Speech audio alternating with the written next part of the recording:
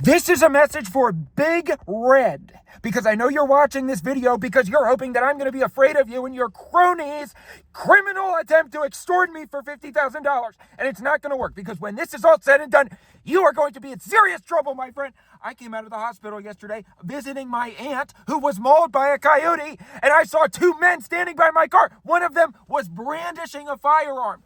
Felony number 1 in California. That's 10 years by itself. Then they said, get in the car. And I said, I don't want to go in the car. I don't want to go with you guys. I don't know who you are.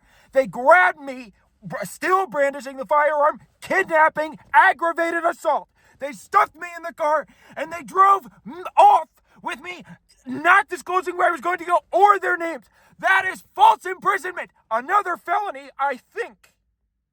Then I said, where are we going? I want to know both of your names right now. I got their license plate already.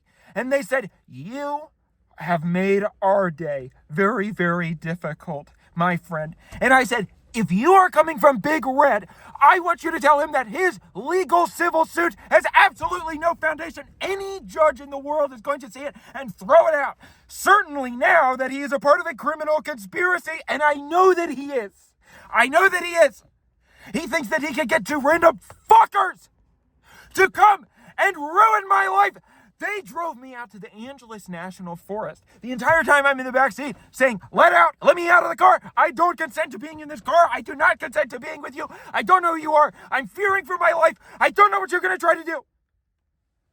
They drove me to a scenic vista point on Angeles Crest National Highway. They grabbed me out of the car. That's another aggravated assault. Guess what? Every single independent assault is going to be another criminal charge. You are going to have a rap sheet at the end of this that is longer than a CVS receipt. And don't think just because you got your cronies to do it, that means that you're going to be exempt from consequences, because there's this little thing called conspiracy to commit murder, my friend, and that is what that is. That is what that is. Because they grabbed me by the ankles and they dangled me over at Scenic Vista Point. I thought I was going to die. I was screaming and I was saying, let me go, let me go. And they were saying, are you going to make things right with Big Red? Yes, they invoked your name, my friend, so clearly you did not school them properly on criminal pathology. What's the word? Criminal. That's not pathology, that's the wrong word. Legal. You did not properly inform them of what they should or should not do to protect you from consequences. That's why you don't hire stupid people to do your dirty work. But I'm sure that you don't have a say in that, because you're stupid also. So guess what? You are never getting $50,000 from me. You are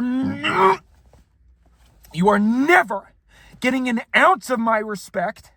You're certainly never getting my business at your bar, which I have heard around town everybody hates and thinks sucks. And above all, you are not getting my fear. I am not going to live in fear of you and your cronies. By the way, we are going to tack on the assault in your office from the other day. That's going on there too.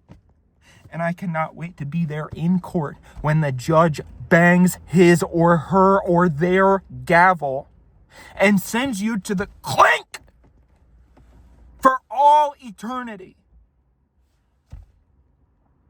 And I'm coming for the Big Lebowski too, your stupid barback.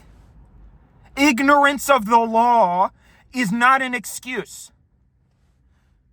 You all can share a cell together drinking PBR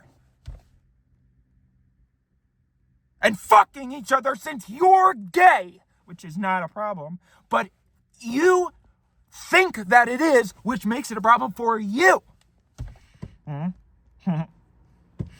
have already forwarded all the information to my lawyer.